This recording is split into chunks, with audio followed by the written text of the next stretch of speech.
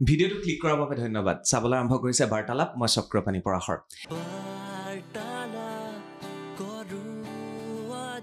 এই ভিডিঅ'টো প্ৰত্যেকজন ছাত্ৰ ছাত্ৰীৰ বাবে খুবেই উপকাৰী হ'ব, অভিভাৱকৰ কাৰণে উপকাৰী হ'ব, কাৰণ এইটো এটা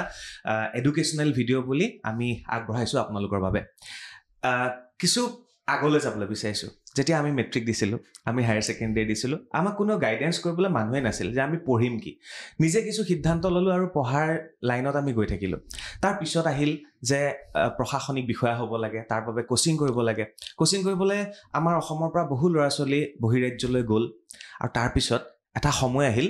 যে অসমতেই সকলোবিলাক আৰম্ভ হ'ল আৰু বহিৰাজ্যৰ ছাত্ৰ ছাত্ৰী আহি অসমত পঢ়িবলৈ আৰম্ভ কৰিলে। এটা জোৱাৰ আৰম্ভ হ'ল, শৈক্ষিক জোৱাৰ বুলি ক'ব লাগিব, শৈক্ষিক বিপ্লৱ বুলি ক'ব লাগিব। আৰু তেনে সময়তেই নাম ল'ব লাগিব SPMৰ। আৰু SPMে এনে এটা জোৱাৰ আনিলে যে প্ৰত্যেকজন ছাত্ৰ ছাত্ৰীয়ে এতিয়া প্ৰশাসনিক বিষয়া হোৱাৰ সপোন দেখিলে, আৰু সেই সপোন তেওঁলোকে ইতিমধ্যে পূৰণো কৰিলে। SPM নামেই যাৰ পৰিচয়। আৰু সেই SPMৰ জন্মদাতা আৰু SPMক লৈ যিটো সপোন দেখা এগৰাকী ব্যক্তি, সেয়া হৈছে SPMৰ co-founder চিন্ময় বৰদলৈ ছাৰ। আৰু তেখেত এগৰাকী SPMৰ co-founder নহয়, তেখেত এগৰাকী লেখক, অভিনেতা, তেখেত ভাল এগৰাকী কবি, তেখেত এগৰাকী লেখক, তেখেত এগৰাকী আৰ্টিষ্ট। গতিকে এই সম্পূৰ্ণ পডকাষ্টটোত আমি SPMৰ কথাটো পাতিমেই, আৰু SPMৰ জন্মদাতাগৰাকীৰ সৈতে কথা পাতিব বিচাৰিছোঁ। তেওঁ আন কোনো নহয়, তেখেত হৈছে চিন্ময় বৰদলৈ ছাৰ। নমস্কাৰ। নমস্কাৰ, থেংক ইউ। কেনেকুৱা, ভাল লাগিছে আপোনাৰ? খুব ভাল লাগিছে, বিৰাট ধুনীয়া ইয়াতে ছেটআপ, খুব ধুনীয়া। Thank you. আপোনাৰ পিছফালে SPMৰ পৰা দিয়া গিফ্ট এটা আছে মোৰ।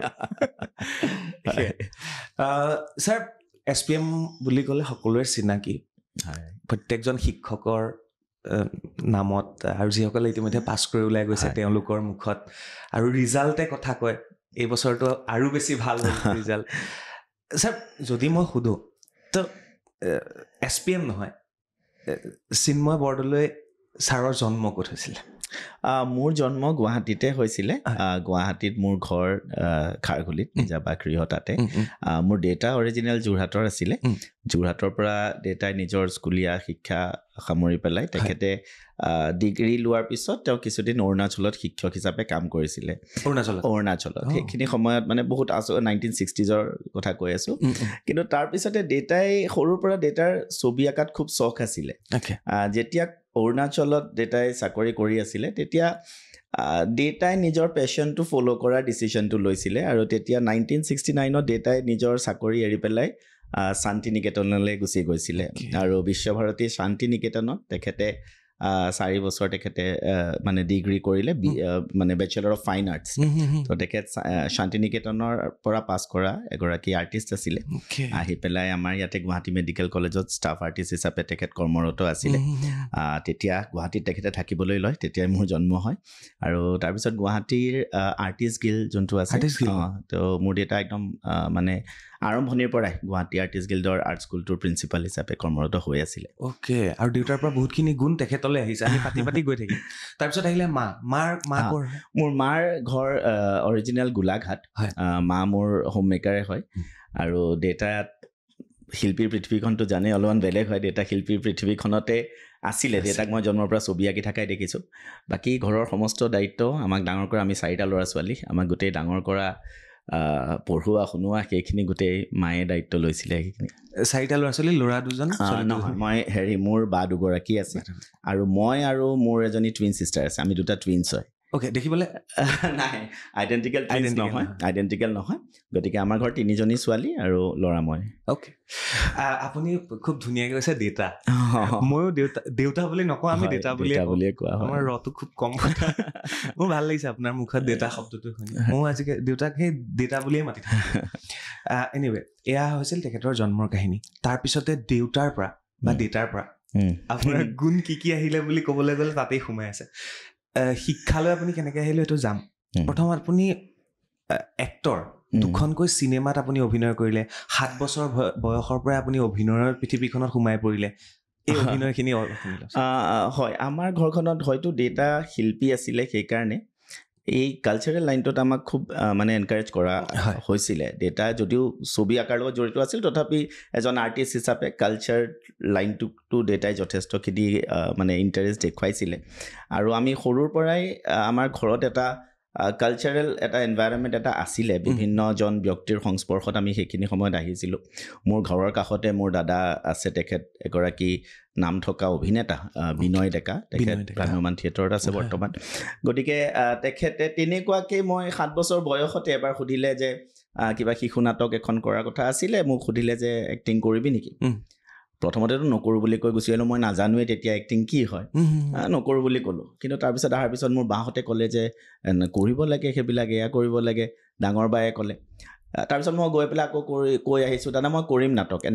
তেনেকৈ আৰম্ভণি মই প্ৰথম তেতিয়া তেজপুৰত আমাৰ all Assam children drama competition হয় তেজপুৰত খুব ডাঙৰ কম্পিটিশ্যন হৈছিল সেইটো গোটেই অসমৰে সেইখিনি সময়ত মানে আহে বিভিন্ন দল আহে গতিকে তাতে প্ৰথমবাৰ নাটক কৰিছিলোঁ তেতিয়া মোৰ 6 নে 7 বছৰ আছিলে আৰু সেইবাৰেই আমাৰ দলটোৱে মানে বেষ্ট টীম পাবলৈ সক্ষম হৈছিলে আমি 4জন এক্টৰ আছিলোঁ 4টা ল'ৰা ছোৱালী আছিলোঁ চিলড্ৰেন ড্ৰামাত তো তেতিয়া আমি বেষ্ট টীম পালোঁ তাৰ পিছৰ বছৰ গ'লোঁ সেইবাৰো প্ৰাইজ পালোঁ তাৰ পিছৰ বছৰ গ'লোঁ সেইবাৰো প্ৰাইজ পালোঁ তেনেকৈ আৰম্ভ হ'ল আৰু তাৰপিছত চাইল্ড আৰ্টিষ্ট হিচাপে লাহে লাহে বিভিন্ন তেনেকুৱা আহিলে চিৰিয়েল হওক বা টেলিফিল্ম হওক ডকুমেণ্টাৰী হওক তেনেকুৱাকৈ আৰম্ভ হ'ল তাৰপিছতে নাটক কৰিবৰ কাৰণে কেতিয়াবা অসমৰ বাহিৰলৈও গ'লোঁ দিল্লী গ'লোঁ এলাহাবাদ গ'লোঁ তেনেকুৱাকৈ অবিনাশ শৰ্মাৰ ডিৰেকশ্যনত এখন নাটক আছিলে দেনা পাওনা বুলি সেইখন হিন্দী নাটক আছিলে তো সেইখন লৈ পেলাই আমি দিল্লী এলাহাবাদ সেইবিলাক জেগালৈও গৈছিলোঁ আৰু তাৰপিছতে সেই নাটক কৰি থাকোঁতে বা টেলিফিল্ম ডকুমেণ্টাৰী কৰোঁতে কিছুমানৰ ডাইৰেক্টৰৰ চকুত পৰিলে তেতিয়া মোহমুক্তি চিনেমাখনৰ কাৰণে মোৰ তাতে অফাৰ আহিলে ধীৰাজ দাৰ 1997ত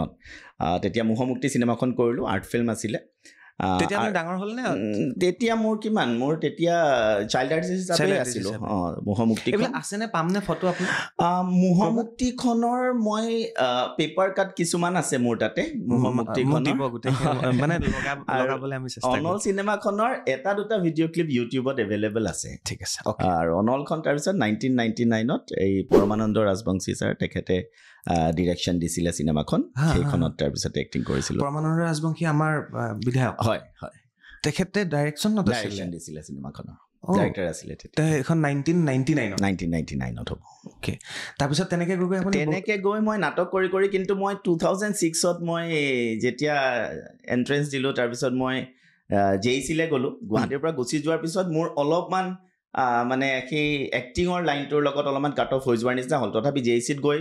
নাটক কৰিলোঁ প্ৰথম বছৰ JECৰ বেষ্ট এক্টৰ এৱাৰ্ডটো পালোঁ তাতে তো JECতেই লাষ্ট নাটক কৰা তাৰপিছৰ পৰা মোৰ কমি আহিব ধৰিলে কাৰণ তাৰপিছত আকৌ কেম্পাছ ৰিক্ৰুইটমেণ্ট হ'ল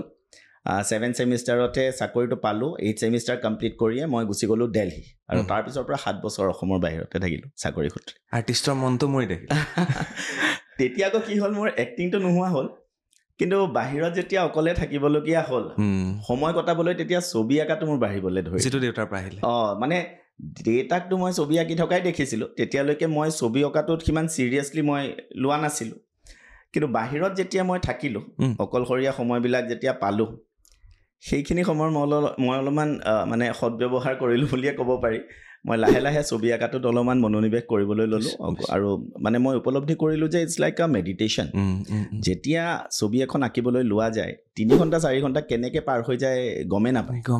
মই তেতিয়া উপলব্ধি কৰিছিলোঁ যে দেউতাই দিনটো ছবি আঁকি থাকে দেউতাৰ ভাগৰ নালাগে কিয় নালাগে কাৰণ যেতিয়া ছবি এখন আঁকিবলৈ লোৱা যায়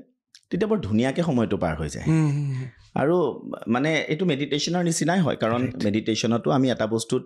পুৰা ফুল কনচেনট্ৰেশ্যন দিবলৈ চেষ্টা কৰোঁ গতিকে ছবি আঁকাটোৱে মানে মোক সেইখিনি সময়ত বহুত মই ক'ব পাৰোঁ যে এটা ষ্টেবিলিটি দিলে কনচেনট্ৰেট কৰিব পৰা পাৱাৰটো মোৰ বঢ়োৱালে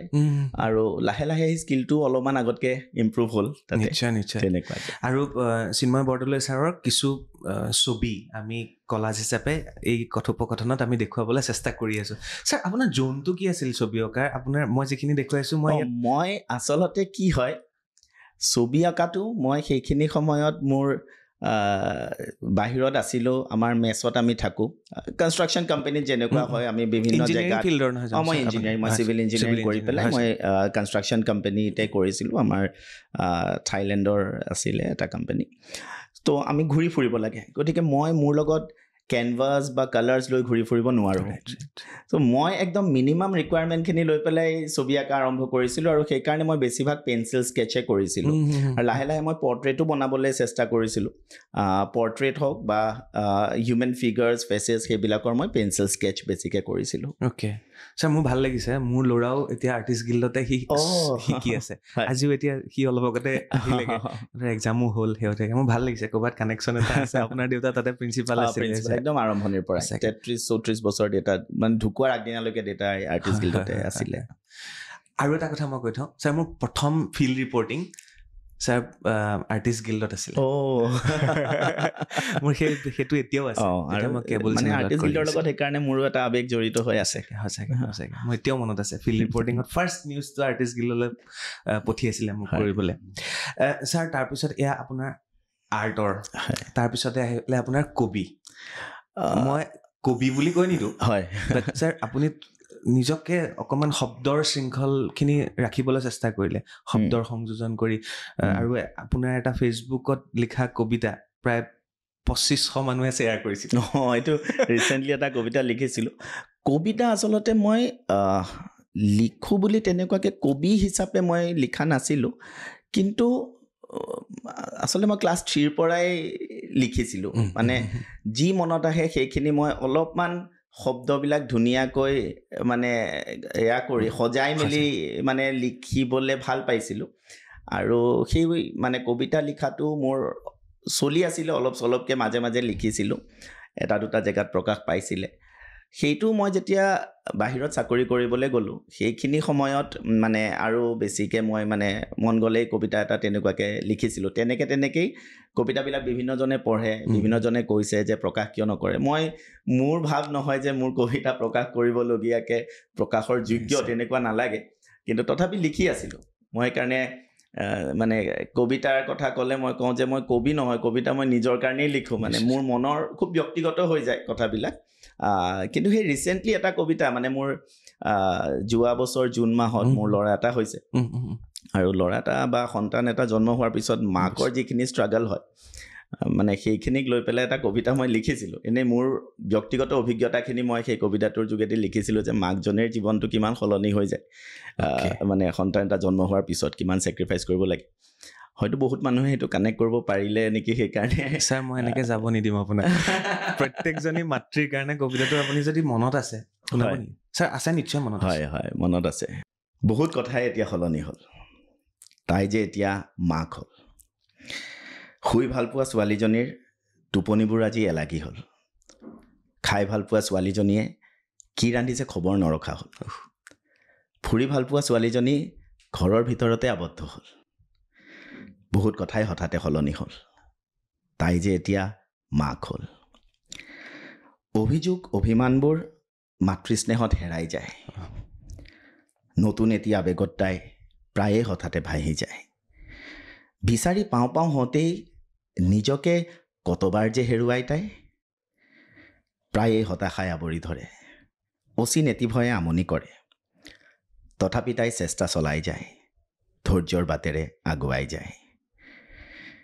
তাইক যেতিয়া লগ পাবা কণমানিটোৰ লগতে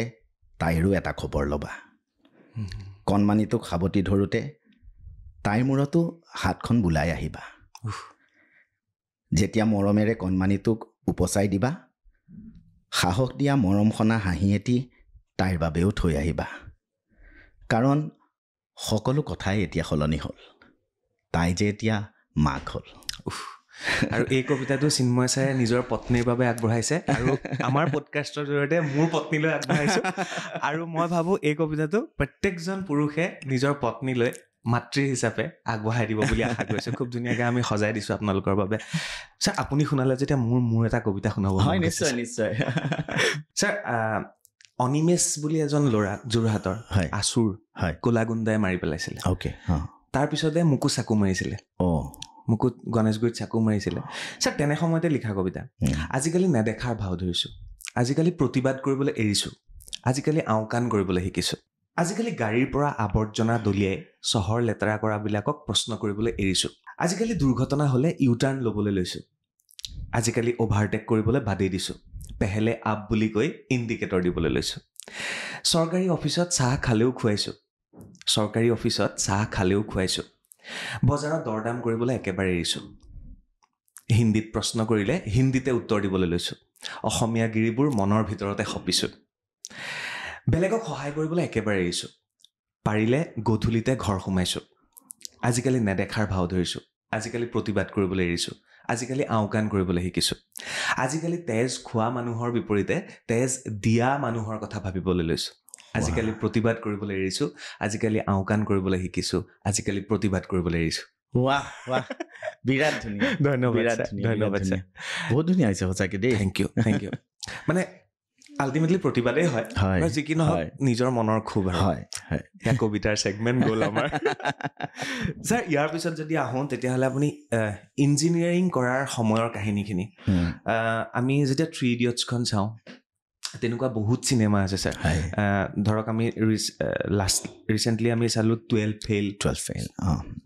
ইয়াৰ আগত এনেকুৱা বহুত চিনেমা আছে। ছাৰ, ইঞ্জিনিয়াৰিং ক্ষেত্ৰখন কেনেকুৱা আপোনাৰ দৃষ্টিৰে? মই ক'ম যে মোৰ জীৱনত সেই 4 বছৰ, মানে সেই 4 বছৰৰ সময়খিনি মোৰ সোণালী সময় আছিলে মোৰ জীৱনৰ। 4টা বছৰ আপুনি ভাবক, লগৰ ল'ৰাবিলাকৰ লগত উঠা বহা, খোৱা ফূৰ্তি কৰা। সেই 4টা বছৰৰ পিছত আমি যেতিয়া মানে চাকৰিত জইন কৰোঁ, তেতিয়া নিজকে খুব অকলশৰীয়া অনুভৱ কৰোঁ। সেইকাৰণে হয়তো ছবি আঁকিবলৈ লৈছিলোঁ, কবিতা লিখিবলৈ লৈছিলোঁ, কাৰণ সেই 4টা বছৰ তেনেকৈ থকাৰ পিছত হঠাৎ অকলশৰীয়া অনুভৱ হয়। সেই 4টা বছৰে মানুহৰ ব্যক্তিত্ব বিকাশত এটা খুবেই গুৰুত্বপূৰ্ণ ভূমিকা গ্ৰহণ কৰে। আমি মানুহৰ লগত বা সকলোৰে লগত বস্তু ভগাই খাবলৈ শিকোঁ। বিভিন্ন বেকগ্ৰাউণ্ডৰ পৰা, বিভিন্ন মানে ফেমিলি বেকগ্ৰাউণ্ডৰ পৰা তাতে ল'ৰা ছোৱালীবিলাক আহিছিলে, আৰু সকলো ক্ৰমান্বয়ে এক হৈ পৰিছিলে। তাতে ধনী দুখীয়াৰ ভেদাভেদ নাছিলে, আৰু বহুত আমি মানে এডজাষ্ট কৰিব শিকোঁ, এডাপ্ট কৰিব শিকোঁ। সেইখিনি সময়ত অলপমান ৰেগিঙো হৈছিলে, কিন্তু সেই ছিনিয়ৰবিলাকে লগা সময়ত আমাৰ লগত থিয় দিও আছিলে প্ৰত্যেকটো সময়ত, আৰু সেইখিনি সময়ত আমি ছিনিয়ৰক সন্মান কৰিব শিকিছিলোঁ, বা লগৰবিলাকৰ লগত যোনটো একতা এটা আমাৰ, সেইটো খুবেই গুৰুত্ব দিয়া হয় হোষ্টেলবিলাকত, সেই একতাটো দেখিছিলোঁ। বা আমাৰ মাজত স্পৰ্টছমেনশ্বিপটো সেইখিনি সময়ত ডেভেলপ হয়, ইণ্টাৰ হোষ্টেল কম্পিটিশ্যনবিলাক হয়, বা আমি ৰাতি ৱাল মেগাজিনৰ কাম কৰোঁ, আমি সেইখিনি সময়ত কলেজৰ ইলেকশ্যনত আমি পাৰ্টিচিপেট কৰোঁ। গতিকে এটা ডাইনেমিক পাৰ্চনেলিটি এটা ডেভেলপ কৰাত সেই 4টা বছৰে যথেষ্ট অৰিহণা যোগায় বুলি মই ক'ব লাগিব। আৰু এজন ইঞ্জিনিয়াৰে সেইকাৰণে জীৱনৰ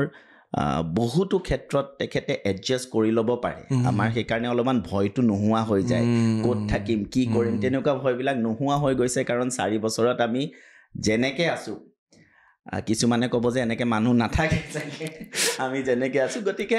আমাৰ সেইকাৰণে আমি জানো যে জীৱনত যেনেকুৱা পৰিস্থিতি হ'লেও আমি অভাৰকাম কৰিম, we will be able to adjust, we will be able to overcome. সেই বিশ্বাসটো মোক সেই 4টা বছৰে দিলে, কনফিডেন্সটো, আত্মবিশ্বাসটো সেই 4টা বছৰে দিলে যে যি হয় হ'ব, বা যি হয় আমি মেনেজ কৰি ল'ব পাৰিম। গতিকে আপুনি যোৰহাট ইঞ্জিনিয়াৰিং কলেজত আছিলোঁ। মই হোষ্টেল 1ত আছিলোঁ। ছাৰ, মোক যোৱা বছৰ হোষ্টেল 3ৰ 50 years কমপ্লিট হোৱাৰ কাৰণে মোক মাতিছিলে। ছাৰ, তাত গ'লোঁ মই, হোষ্টেলৰ ৱালত কিছুমান শব্দ লিখা আছে, মই সেইবিলাক ভিডিঅ'ত দেখাইছোঁ ছাৰ, আৰু গোটেই ইমান বছৰে তাত পঢ়া, সেই হোষ্টেলত থকা, বিদেশত থকা সকলো আহিছিলে মোৰ লগত, খুব ধুনীয়াকৈ তেওঁলোকে সতীৰ্থ সন্মিলন এটা পাতিছিলে। ছাৰ, তাত এটা চেণ্টেঞ্চ লিখা আছিলে, মোৰ সেইটো একদম মনত থাকি গ'ল, মানে ইঞ্জিনিয়াৰিং কলেজৰ হোষ্টেললৈ ল'ৰা হৈ আহিছিলোঁ, মানুহ হৈ যাবলৈ ওলাইছোঁ। একদম সঁচা কথা, একদম সঁচা কথা। মানে প্ৰত্যেকজন ল'ৰাই, হোষ্টেলত থকা প্ৰত্যেকজন ল'ৰাৰে এটা মানে আৱেগ জড়িত হৈ থাকে নিজৰ হোষ্টেলৰ লগত, আৰু সেই বস্তুটো মানে মৰালৈকে থাকি যায়, আৰু সেই বস্তু ল'ৰা হৈ গৈছিলে, মানুহ হৈ ঘূৰি আহিলোঁ। এক্সেক্টলি। এয়া ইঞ্জিনিয়াৰিঙৰ ছাত্ৰ ছাত্ৰী বা যিসকলে পঢ়ি আছে, যিসকলে পাছ আউট হৈছে, মনত পেলাব এই কথাখিনি। ছাৰ, লেখক হিচাপেও আপোনাৰ যথেষ্ট এটা সমাদৰ আছে, আৰু আপুনি বিশেষকৈ এখন কিতাপ আপোনাৰ আছাম আছাম পিডিয়া হয় হয় সেইখনত গোটেই চিলেবাছখিনি আছে হয় আছাম ৰিলেটেড যিমান কম্পিটিটিভ এক্সামৰ কাৰণে আছাম ৰিলেটেড যিমান টপিক লাগে সেই গোটেই টপিকখিনি তাতে কভাৰ কৰা আছে আৰু কিতাপৰ ক্ষেত্ৰত আৰু কিবা প্লেনিং মই মানে প্লেনিং মানে কৈ আছে কিন্তু এতিয়া অলপমান সময়ৰ অভাৱৰ কাৰণে পাব্লিছ কৰিব পৰা নাই কিন্তু হয়তো ভৱিষ্যতে সুযোগ সুবিধা পালে হয়তো আকৌ প্ৰকাশ কৰা হ'ব কৈ আছে কিন্তু মানে এইকেইদিন আমাৰ আকৌ মানে অলপমান সময়ৰ অভাৱ হৈ আছে ক্লাছেছবিলাকো বহুত হৈ আছে গতিকে কৰি উলিয়াব পৰা নাই কিন্তু মন আছে হয়তো ভৱিষ্যতে আৰু প্ৰকাশ কৰিম নিশ্চয় আছাম পিডিয়াখন যদি সেইখন চিলেবাছ ফ'ল' কৰে তেতিয়াহ'লে আগবাঢ়ি যাব পাৰিব নিশ্চয় মানে সেইখিনিৰ পৰা মোৰ তাত মেছেজো আহি থাকে মাজে মাজে ৰিচেণ্টলিও কেইটামান এক্সাম হৈছে তাতে ষ্টুডেণ্টে মেছেজটো কৰিছে যে ছাৰ আপুনি মানে আছাম পিডিয়া কিতাপখনৰ পৰাই চব আহিছে কৰিব পাৰিছোঁ ভাল লাগে মেছেজটো তেনেকুৱাকৈ দেখি পেলাই যে ঠিক আছে লিখাটো লিখিলোঁ কিন্তু সেইখনৰ পৰা যে সঁচাকৈ লাভ হৈছে সকলোৰে সেইটো জানিব পাই ভাল লাগে উৎসাহ পাওঁ যে ঠিক আছে তেনেহ'লে আৰু সুবিধা হোৱাকৈ আৰু যদি কিবা নতুন কিতাপ পাব্লিছ কৰিব পৰা যায় তেনেহ'লে সেইটো কৰিব মন যায় ছাৰ মই এইখিনিতে কওঁ চিন্ময় বৰদলৈ ছাৰক মই ইতিমধ্যে কেইবাটাও বিশেষণ লগাই এইখিনিলৈকে আগবঢ়াই নিলোঁ অনুষ্ঠানটো ইয়াৰ পিছত যদি ছাৰক শিক্ষক বুলি পৰিচয় নিদিওঁ তেতিয়াহ'লে আধৰুৱা হৈ যাব SPMৰ জন্ম আৰু SPMত তেখেতৰ শিক্ষকতা আৰম্ভ এই কথাখিনি মই পাতিব লাগিব ছাৰ তেতিয়াহ'লে বেলেগ এটা টপিকলৈ আহিছোঁ SPMৰ জন্ম কেনেকৈ হ'ল সেইটো আপোনাৰ শিক্ষকতাৰ বৃত্তি আৰু লগতে নিজকে উদ্যোগী হিচাপে গঢ়ি তোলা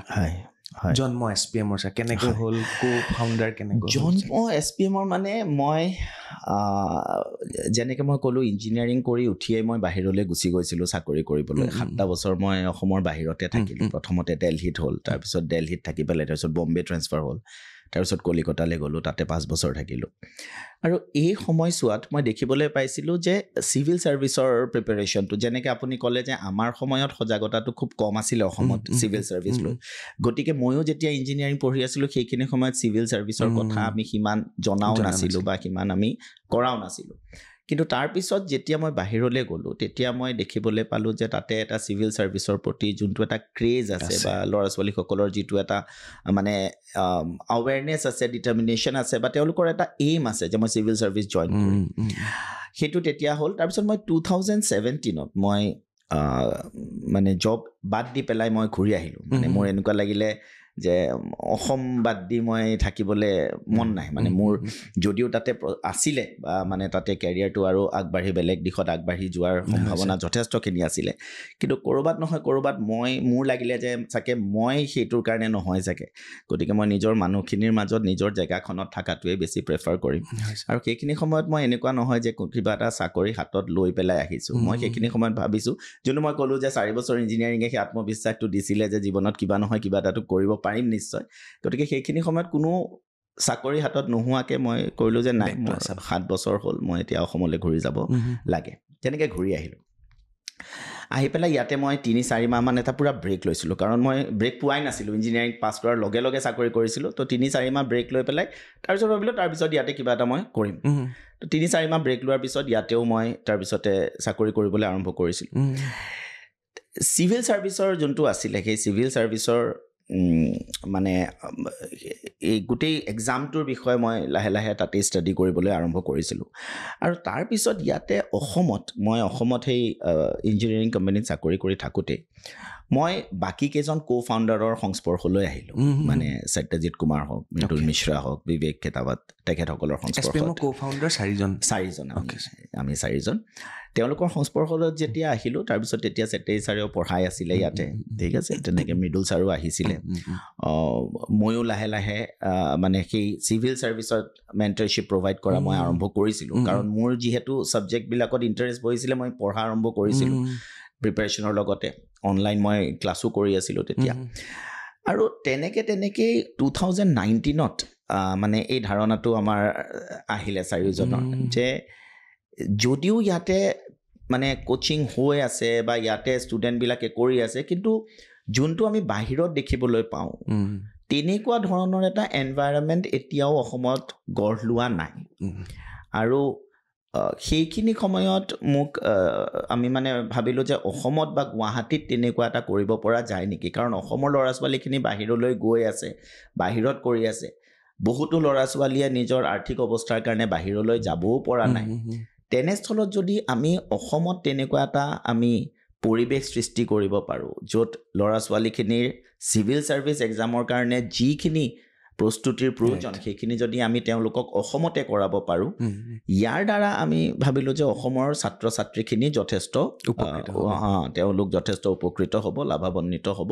আৰু তেনেকেই আমি আৰম্ভ কৰিছিলোঁ প্ৰথম যেতিয়া আৰম্ভ কৰিছিলোঁ তেতিয়া মই ছেটেল ছাৰ মৃদুল ছাৰ আমি তিনিজনেই পঢ়াইছিলোঁ প্ৰথম 2-2.5 বছৰ আমি তিনিজনেই পঢ়াই আছিলোঁ আৰু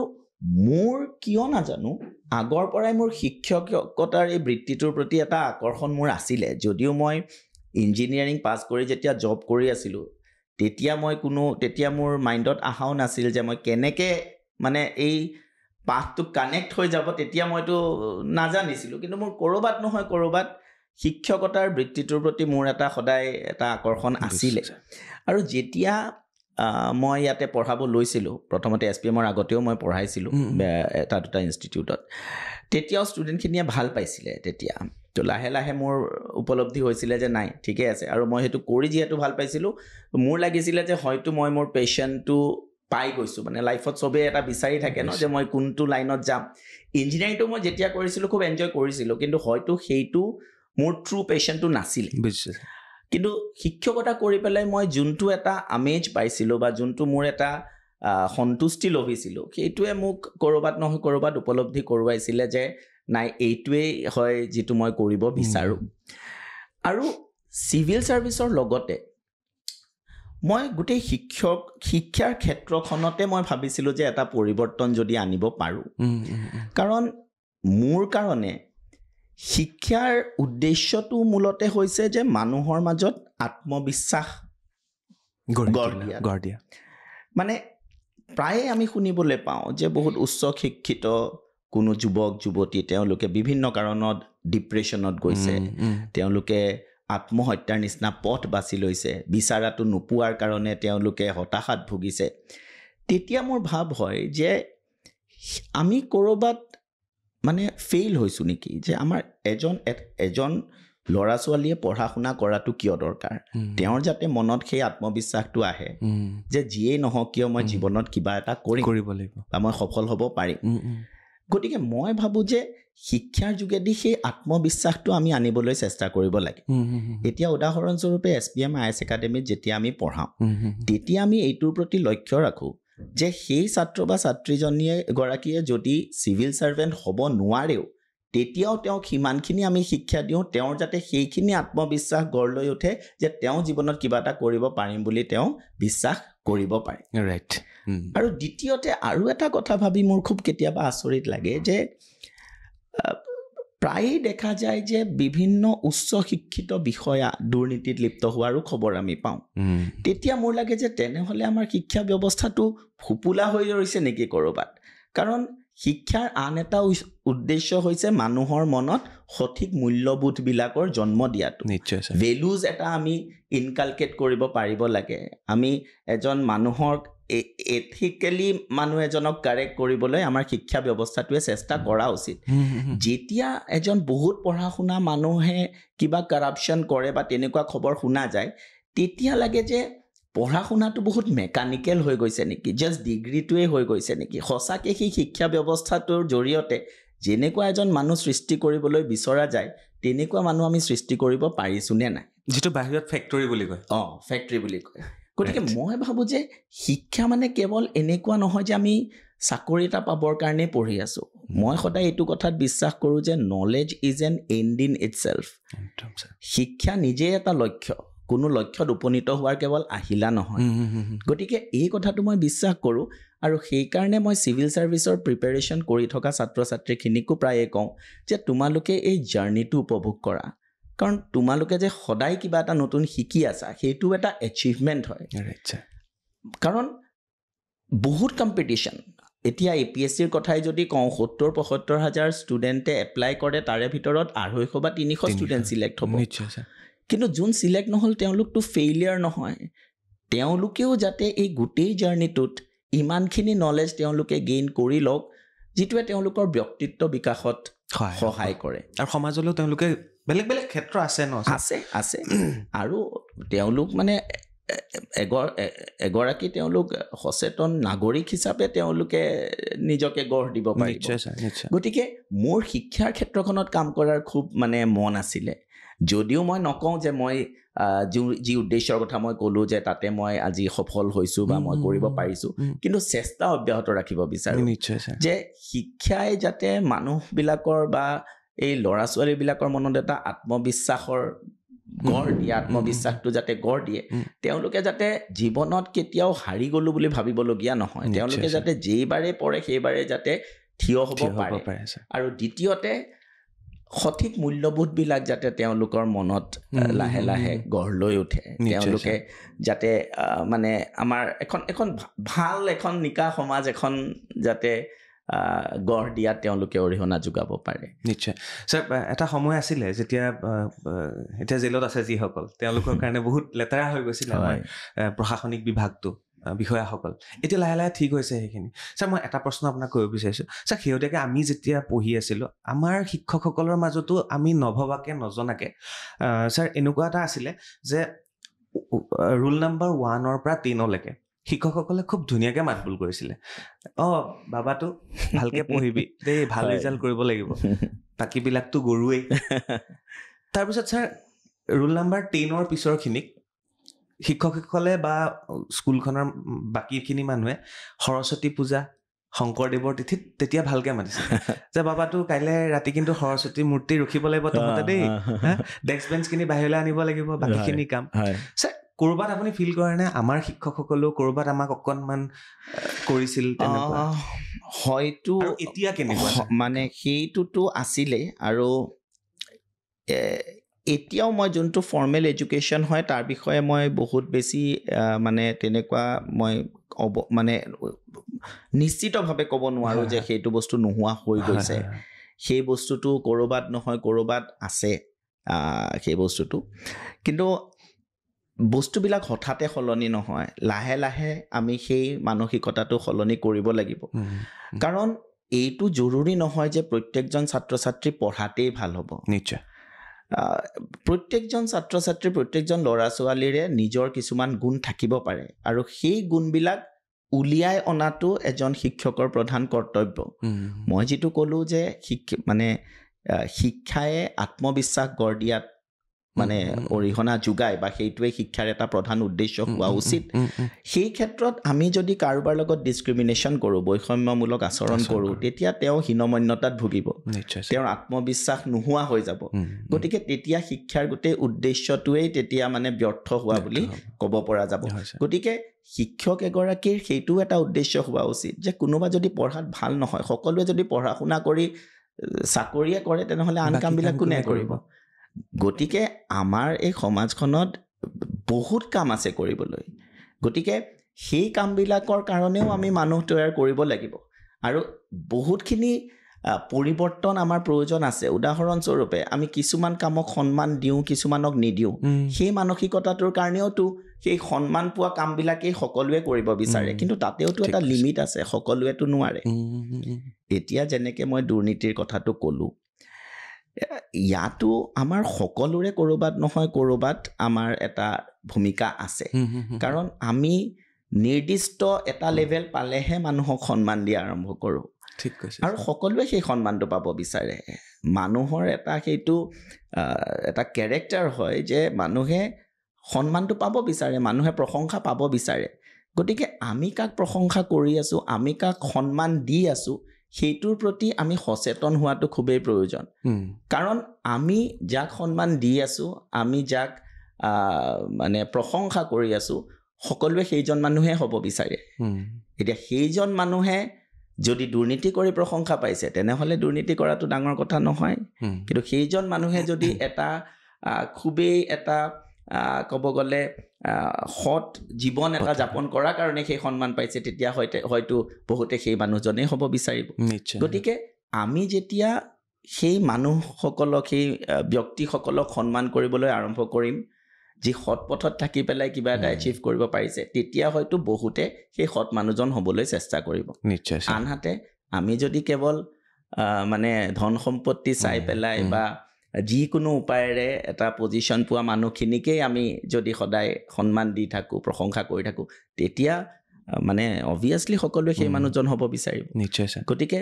আমিও সেইটোৰ প্ৰতি অলপমান সচেতন হোৱাটো প্ৰয়োজন বুলি মই ভাবোঁ। নিশ্চয় ছাৰ। ছাৰ, আপোনালোকৰ হৰ্ডিং বা আপোনালোকৰ ডিজিটেল মাৰ্কেটিং এইবিলাক দেখি এটা কথা অনুভৱ হয়, বাহিৰৰ যিবিলাক আছে তেওঁলোকে এজন শিক্ষকে প্ৰেজেণ্ট কৰে। ধৰক হৰ্ডিঙত এজন শিক্ষক থাকিব আৰু সেই শিক্ষকজনে ইয়াত আহি পঢ়ায় নে নপঢ়ায় পিছৰ কথা, বাট তেওঁৰ ইয়াত ভুমুকি মাৰে নে নাই মই নাজানো। কিন্তু আপোনালোকৰ হৰ্ডিঙত এটা বস্তু আমি দেখা পাওঁ, যিসকল ছাত্ৰ ছাত্ৰীয়ে পাছ কৰিছে তেওঁলোকৰ ফটো, আপোনালোক শিক্ষককেইজনতো থাকেই, সেই তেনেকে আপোনালোকে প্ৰেজেণ্ট কৰে। সেইটোৰ আচলতে আমাৰ উদ্দেশ্য এইটো যে যেতিয়া আমাৰ এক্সিষ্টিং ষ্টুডেণ্টখিনিও দেখে যে চিলেক্টেড কেণ্ডিডেটখিনিয়ে পোষ্টাৰত ফটো লাগিছে, তেওঁলোকেও এটা মটিভেশ্যন পায়। মোক বহুতে কয় যে ছাৰ অহা বছৰ মোৰ ফটো লাগিব, মানে সেইটোৱে তেওঁলোকক এটা মটিভেশ্যন দিয়ে যে নাই মানে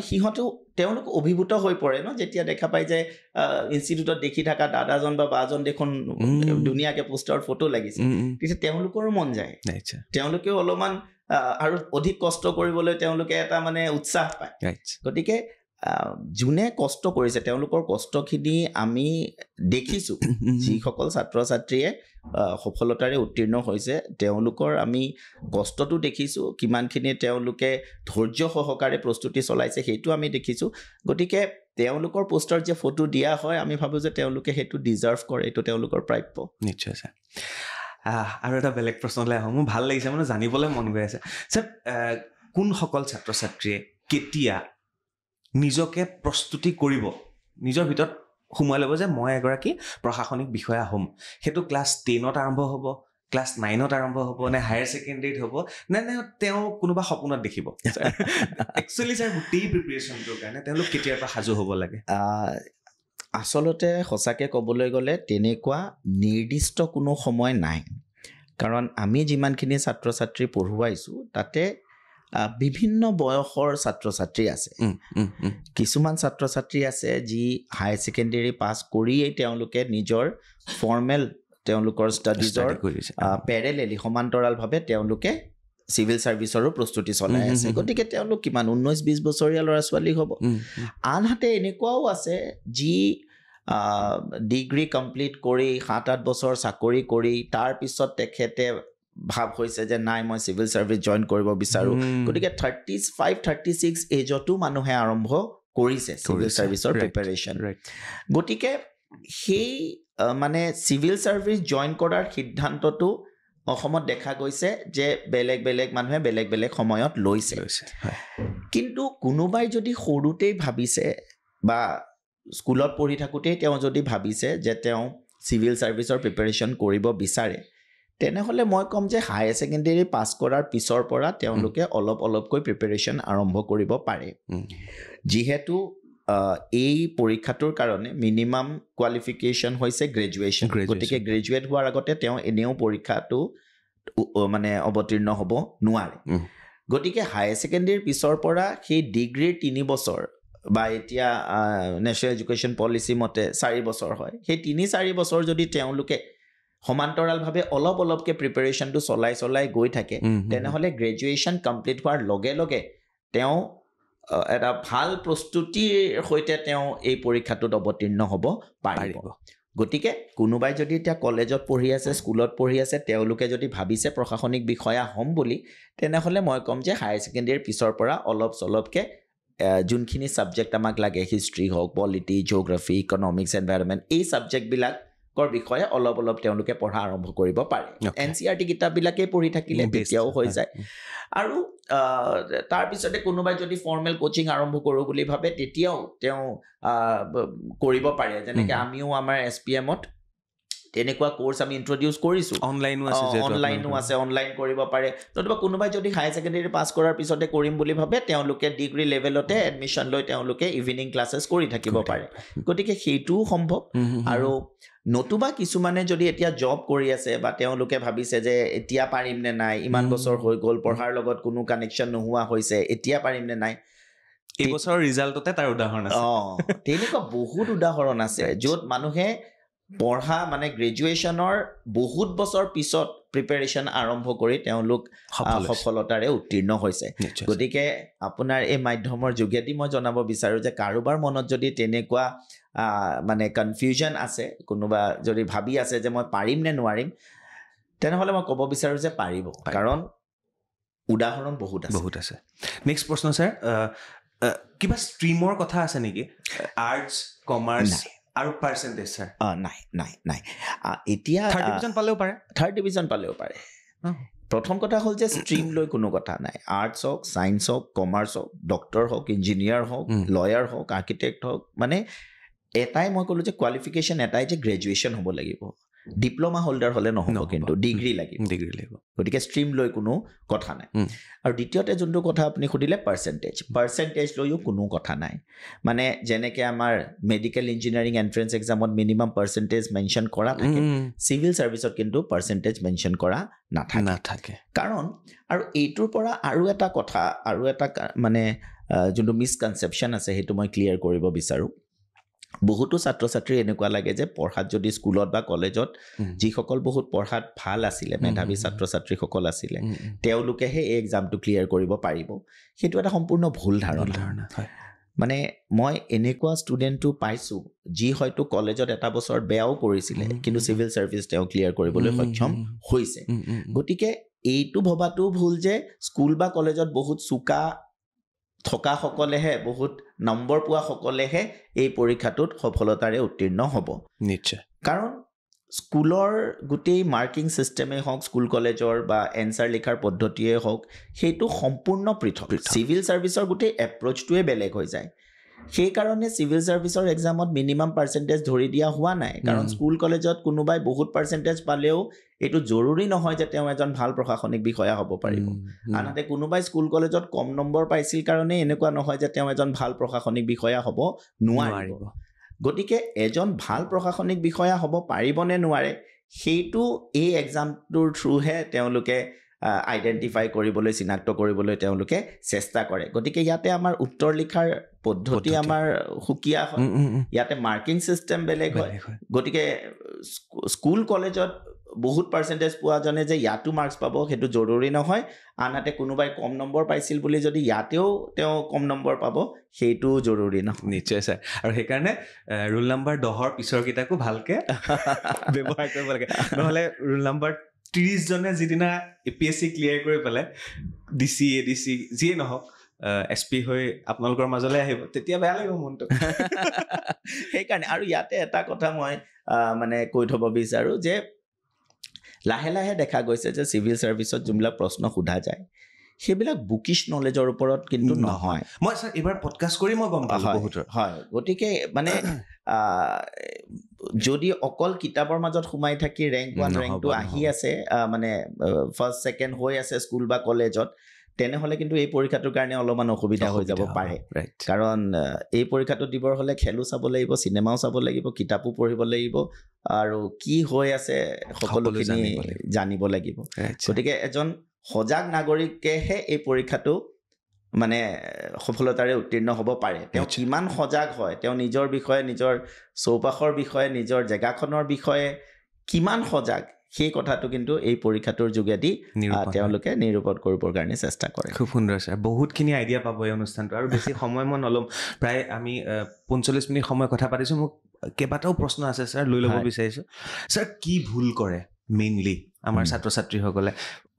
আপুনি যিখিনি প্ৰিপেয়াৰ কৰিব ক'লে এইখিনি বাৰু হৈ যাব ভুল ক'ত ক'ত কৰে ছাৰ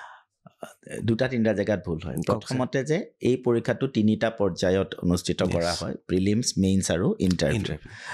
বহুতে এইটো ভাবে যে প্ৰিলিমছ যিহেতু প্ৰথমতে হয় তেনেহ'লে আমি প্ৰিলিমছৰ প্ৰিপেৰেশ্যনটো আগতে আৰম্ভ কৰিব লাগে প্ৰিলিমছ ক্লিয়াৰ হ'লেহে মেইনছটো আমি প্ৰিপেৰেশ্যন আৰম্ভ কৰা উচিত এইটো এটা ভুল ধাৰণা কাৰণ প্ৰিলিমছ এক্সামটো হয় অবজেক্টিভ তাতে আমাৰ মাল্টিপল চইচ কুৱেশ্যনছ আহে তাতে এটা প্ৰশ্নৰ 4টা বিকল্প থাকে এটাত আমি মাৰ্ক কৰিব লাগে আৰু খুব ফেকচুৱেল হয় এই এক্সামটো প্ৰিলিমছৰ কাৰণে পঢ়াখিনি দি মেইনছৰ কাৰণে নহয়গে আৰু প্ৰিলিমছৰ পিছত মেইনছৰ কাৰণে পঢ়িম বুলি ক'লে সময় কমি যায় কাৰণ প্ৰিলিমছ আৰু মেইনছৰ মাজত 3 মাহমান সময় থাকে সেইখিনিত সম্ভৱ নহয় গোটেই চিলেবাছটো কমপ্লিট কৰাটো গতিকে মই এইটো ক'ব বিচাৰোঁ যে যিসকলে প্ৰিপাৰেশ্যন কৰি আছে বা কৰিম বুলি ভাবিছে প্ৰথমৰ পৰাই মেইনছ পইণ্ট অফ ভিউৰ পৰা প্ৰিপাৰেশ্যন কৰা উচিত আমি কেৱল সেই MCQ সলভ কৰাৰ জোখেৰে পঢ়িলে নহ'ব আমি কনচেপচুৱেল ক্লেৰিটিৰ লগতে আমি এটা দীঘলীয়া প্ৰশ্নৰ উত্তৰ লিখিব পৰাকৈ আমি পঢ়া উচিত দ্বিতীয়তে এই পৰীক্ষাটোত মানে তেওঁলোকে পঢ়ি গৈ থাকে কিন্তু তেওঁলোকে ৰিভাইজ নকৰে তেওঁলোকৰ মানে সেইটো হয়ও মানে বহুতৰ এনেকুৱা লাগে যে সদায় নতুন নতুন কিবা শিকি থাকিবৰ মন যায়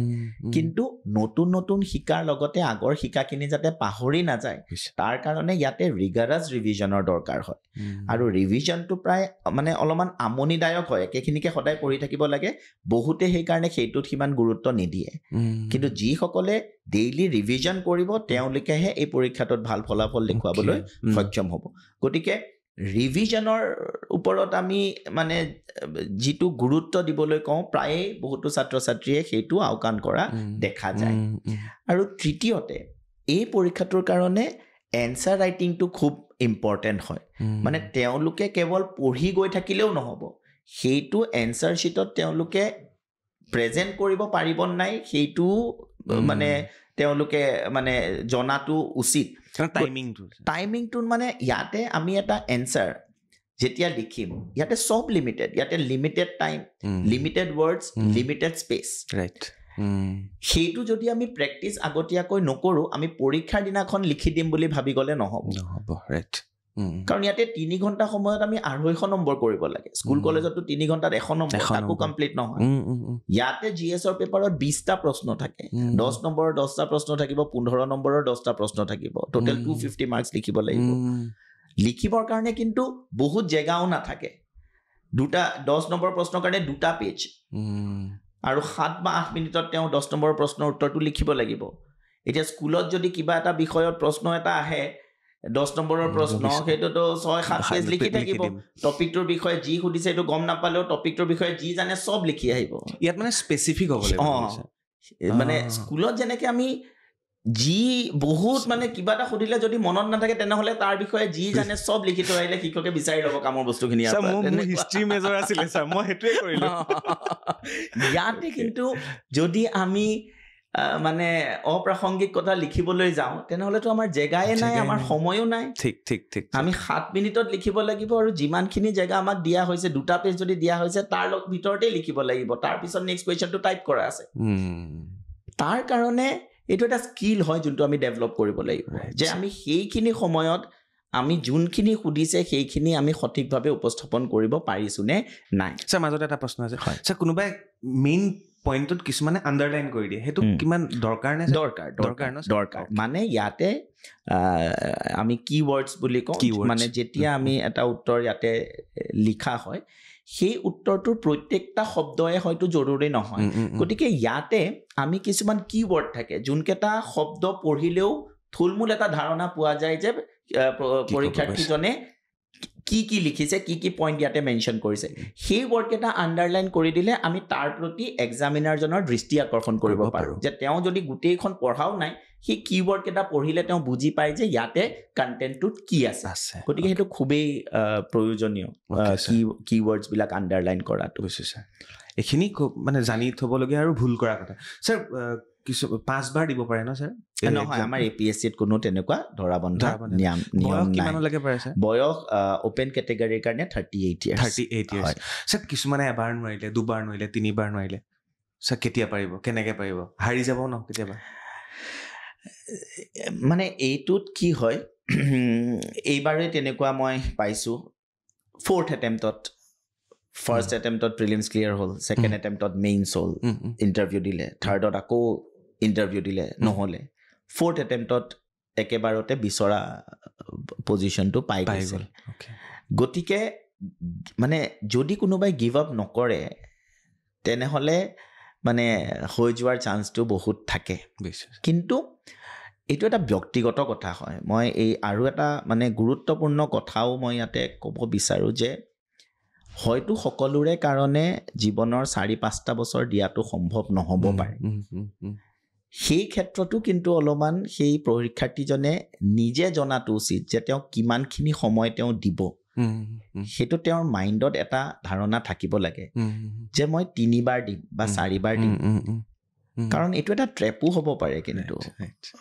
6-7 বাৰ দিয়াৰ পিছত 6-7টা বছৰ গুচি যোৱাৰ পিছত হয়তো তেওঁ হতাশো হৈ যাব পাৰে গতিকে আৰু এইটো তেওঁ জানিব লাগিব যে এইটো এবাৰতে যে ক্লিয়াৰ হৈ যাব তাৰ কোনো গ্যাৰান্টি নাই গতিকে মেণ্টেলি প্ৰিপেয়াৰ হ'ব লাগিব যে মোৰ এবাৰতে নহ'বও পাৰে মই একদম দুৱাৰ মুখৰ পৰা উভতি আহিবলগীয়া হ'ব পাৰে তেতিয়াও কিন্তু মই আকৌ কৰিব লাগিব আৰু আকৌ যদি কৰোঁ মই কেইবাৰ দিম সেইটোও কিন্তু তেওঁ আগতে ভাবি লোৱাটো উচিত যে মই কিমান বছৰলৈকে মই ট্ৰাই কৰিব পাৰোঁ এটা বয়সৰ পিছত যদি তেওঁৰ ভাৱ হয় যে নাই আৰু হয়তো নোৱাৰিম ইটছ ফাইন কাৰণ চিভিল চাৰ্ভেণ্ট নহ'লে যে জীৱন ধ্বংস হৈ যাব তেনেকুৱাওতো নহয় গতিকে বহুতো দেখা যায় যে নাই এইটো কৰি থাকে বহুত বছৰ দিলে নহ'ল তাৰপিছত হতাশাত ভোগে যে কি কৰিলোঁ মই জীৱনটো সেইটোও যাতে নহয় তাৰ প্ৰতিও লক্ষ্য ৰাখিব লাগে কাৰণ মানে বহুত অপশ্যন আছে জীৱনত এইটোত আমাৰ মন আছে আমি কৰি চালোঁ আমি আমাৰ 100% দিলোঁ এটা টাইমৰ পিছত যদি নাই হোৱা তেনেহ'লে ঠিক আছে ইয়াতে জীৱনটো শেষ হৈ নাযায় যোৱা নাই ছাৰ একদম চমুকে আপুনি মোক ক'ব লাগিব ছাৰ একচুৱেলি বহুতে কয় ন 8, 9, 10ৰ যিখিনি আমাৰ কিতাপ সেইখিনি খৰচি মাৰি পঢ়াটো খুব প্ৰয়োজন ছাৰ তাৰ বাহিৰে আৰু কি পঢ়িব লাগে একচুৱেলি আমি কি কিতাপ পঢ়িব লাগে আচলতে মানে দুটা কথা কোনোবাই যদি সেলফ ষ্টাডি কৰি আছে মানে কোনো কোচিং লোৱা নাই গাইডেন্স লোৱা নাই নিজে যদি পঢ়ি আছে তেওঁলোকে নিজৰ বেছিক কনচেপ্টছখিনি ক্লিয়াৰ কৰিবৰ কাৰণে NCERTৰ সেই কিতাপখিনি পঢ়াটো খুবেই প্ৰয়োজন মানে ক্লাছ 6ৰ পৰা ইনফেক্ট 6, 7, 8, 9, 10 তাৰে যোনখিনি হিষ্ট্ৰী পলিটি জিঅ'গ্ৰাফি এইখিনি আছে সেই কিতাপখিনি তেওঁলোকে পঢ়িব লাগে বেছিক কনচেপচুৱেল ক্লেৰিটিৰ কাৰণে আৰু ইয়াৰ উপৰি চিভিল ছাৰ্ভিচৰ এক্সামৰ বহুত ষ্টেণ্ডাৰ্ড বুক আছে মানে ইণ্টাৰনেটত চাৰ্চ কৰিলেই পোৱা যায় যেনেকৈ বিপিন চন্দ্ৰাৰ হিষ্ট্ৰী হওক বা লক্ষ্মীকান্ত হওক পলিটিৰ কাৰণে তেনেকুৱাকৈ গোটেইকেইটা ছাবজেক্টৰে কিতাপ আছে কিন্তু এটা ছাবজেক্টৰ এখনেই কিতাপ পঢ়াটো উচিত কাৰণ বহুত বেছি চ'ৰ্চ আমি গোটাই ল'লে আমি কনফিউজে হৈ যাম তাৰ পৰা বহুত লাভ নহয় সেইকাৰণে আমি প্ৰায়ে এইটো কথাৰ ওপৰত গুৰুত্ব দিওঁ যে এই পৰীক্ষাটোত 10খন কিতাপ পঢ়াতকৈ এখন কিতাপ 10 বাৰ পঢ়াটো বেছি জৰুৰী কাৰণ আমি পঢ়ি গৈ থাকিলে নহ'ব আমি মনত ৰাখিব লাগিব আমি তাৰ পৰা উত্তৰটো বনাই লিখিব পাৰিব লাগিব গতিকে আমি যদি বহুতকেইটা চ'ৰ্চ ফ'ল' কৰোঁ তেতিয়া হয়তো সেই কিতাপবিলাকত 70% একেই আছে কিন্তু টাইম আমাৰ 7 গুণ গ'ল তাতে পঢ়োঁ গতিকে ইয়াতে কি হয় যে এখন দুখন ষ্টেণ্ডাৰ্ড বুক যি আছে প্ৰত্যেকটো ছাবজেক্টৰে এখন ষ্টেণ্ডাৰ্ড বুক লৈ সেই কিতাপখন ফ'ল' কৰা উচিত আৰু কেতিয়াবা বিভিন্ন চ'ৰ্চৰ যোগেদি তাতে ভেলু এডিশ্যন কৰি থাকিব পাৰে কিন্তু 10-20খন কিতাপ এটা ছাবজেক্টৰ পঢ়াৰ প্ৰয়োজন নাই আৰু যি এতিয়া SPMত যি কৰি আছে SPMত আমি আমাৰ ছাত্ৰ ছাত্ৰীসকলক NCERTৰ ওপৰত বহুত বেছি গুৰুত্ব নিদিওঁ কাৰণ যিখিনি স্কুলৰ সেই পাঠ্যপুথিত যি আছে সেইখিনি আমি ক্লাছতে পঢ়াই দিয়ে মানে NCERTখিনি তেওঁলোকে নিজে নপঢ়ি পেলাই তাৰে বস্তুখিনি আমি ক্লাছতে তেওঁলোকক পুৰা বুজাই দিবলৈ চেষ্টা কৰে গতিকে দুয়োটা ক্ষেত্ৰতে অলপমান প্ৰস্তুতিৰ পদ্ধতিটো বেলেগ হ'ব কোনোবাই যদি কোচিং লৈ আছে গাইডেন্স লৈ আছে তেনেহ'লে তেওঁক মেণ্টাৰে সেইখিনি গাইড কৰি দিব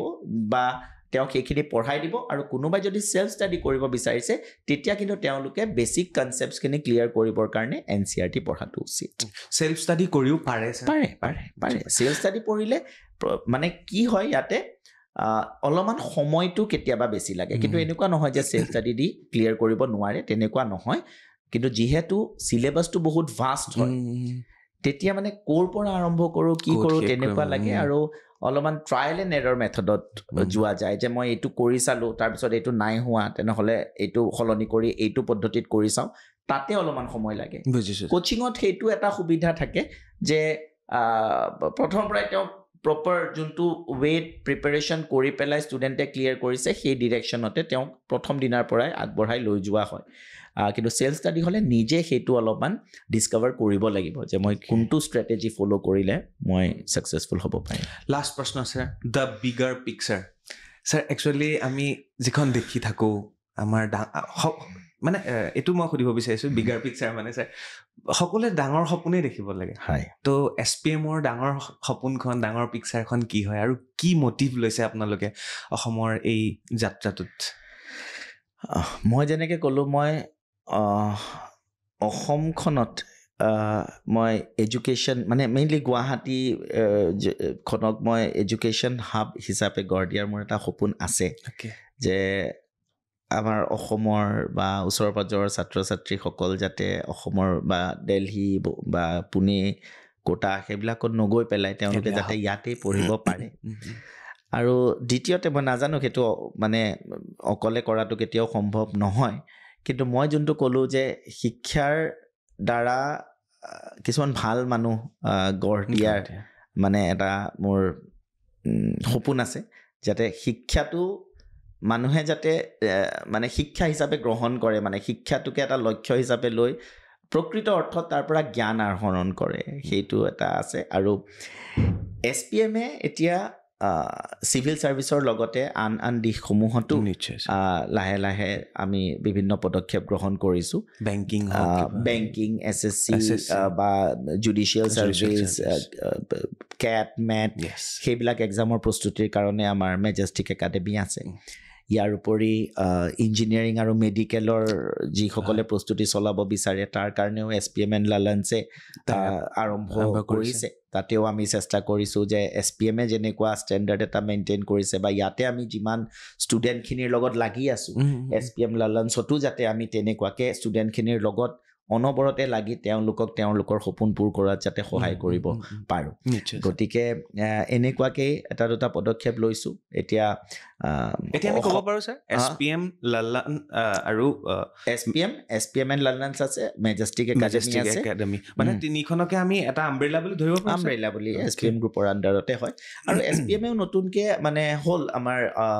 যোৱা ছেপ্টেম্বৰ মাহৰ পৰা আমি অসমীয়া মিডিয়ামতো এটা পুৰা কোৰ্চ আমি আৰম্ভ কৰিছোঁ মানে বহুতো ছাত্ৰ ছাত্ৰীয়ে এতিয়া অসমীয়াত লিখিব বিচাৰে লিখিব পাৰে যোৱাবাৰতো মানে আমাৰ মেইনছৰ পেপাৰতো কুৱেশ্যন ইংৰাজীটো আহিছে অসমীয়াটো আহিছে গতিকে মেইনছৰ পেপাৰখন বাইলিংগুৱেল কৰি দিয়া হ'ল প্ৰশ্নটো ইংৰাজীটো থাকিব অসমীয়াটো থাকিব গতিকে বহুতে অসমীয়াত লিখিব বিচাৰে কিন্তু অসমীয়াত তেনেকুৱা তেওঁলোকে প্ৰশিক্ষণ নাপায় সেইকাৰণে আমি আমাৰ SPMত এটা সম্পূৰ্ণ অসমীয়াত প্ৰশিক্ষণ দিবৰ কাৰণেও এটা কোৰ্চ আমি আৰম্ভ কৰিছে অসমীয়াত লিখি পাছ কৰিছে আৰু ভাল পোষ্টেই পাইছে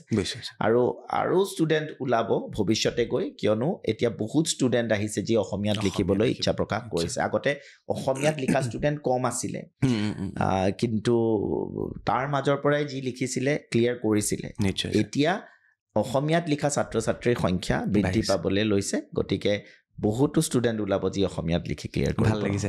ছাৰ বহুতখিনি সময় কথা পাতিলোঁ মই ভাবিছোঁ যথেষ্ট উপকৃত হ'ব আৰু যিসকলে ভাবি আছে তেওঁলোকে এটা গাইডেঞ্চ পাব আৰু চিন্ময় বৰদলৈ ছাৰৰ জৰিয়তে ছাৰ দুটামান একদম ফাষ্ট প্ৰশ্ন আছে ফাষ্ট উত্তৰ ছাৰ জীৱনৰ শেষ শিক্ষা এজ এ টিচাৰ হিচাপে ষ্টুডেণ্টক কি দি থৈ যাব বিচাৰে আপুনি মই এতিয়া আপোনাক ইয়াৰ পৰা তথাপি মই মানে ষ্টুডেণ্ট এজনক মই শেষ শিক্ষাটো কি দিব বিচাৰোঁ একদম শেষলৈকে যেতিয়া আপুনি বুঢ়া হৈ গ'ল কাৰণ আপোনাৰ পৰা আমি শিকিয়ে থাকিম গোটেই জীৱনটোত বাছ আপোনাৰ শেষ শিক্ষাটো কি হ'ব ছাৰ যিটো প্ৰত্যেকজন ষ্টুডেণ্টৰ কাৰণে এজ এ টিচাৰ